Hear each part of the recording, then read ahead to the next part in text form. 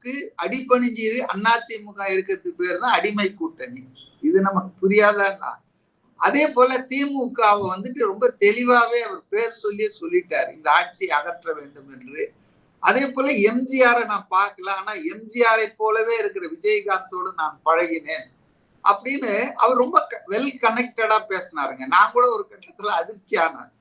ஒரு திடீர்னு ஒரு பேப்பரை எடுத்து நான் இப்ப வேட்பாளர் பட்டியலை அறிவிக்கிறோன்னு, இது என்னடா இது புது கதையா இருக்கு, இப்ப வேட்பாளர் பட்டியலை படிக்கிறாரா அப்படின்னு.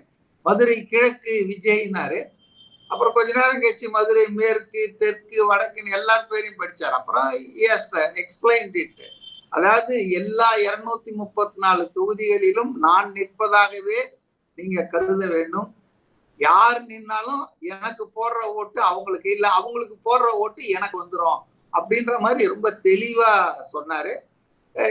இந்த வாட்டி அவருடைய ஸ்பீச்ல வந்துங்க எந்த விதமான குறையும் சொல்ல முடியாதுங்க. பாஜகவுடைய பாசிச தன்மையையும் அதனுடைய இஸ்லாமியர்களுக்கு எதிரான வெறியாட்டத்தையும் ரொம்ப தெளிவா அவர் குறிப்பிட்டு சொன்னாரு. அதே போல கச்சத்தீவை வந்து தமிழ்நாடு மீனவர்கள் பல வருஷமா பட்டுட்டு இருக்காங்க. அதுக்கு ஒரே வழி வந்து எங்களுக்கு கச்சத்தீவை மீட்டு தாருங்கள் அப்படின்ற ஒரு கோரிக்கை அவர் வச்சிருக்காரு. அதே போல இது அதிமுகவை பத்தி ரொம்ப தெளிவா சொன்னாருங்களா. எம்ஜிஆர் போன்ற பெரிய தலைவர் உருவாக்குன அந்த கட்சி இன்னைக்கு எப்படி இருக்கு பாருங்க, எங்க போய் இருக்கு பாருங்க அப்படின்னு. அந்த ஓட்டு, அதாவது எம்ஜிஆர் ரசிகர்கள், அதிமுக உறுப்பினர்கள் இந்த பாஜகவோடு சேர்ந்து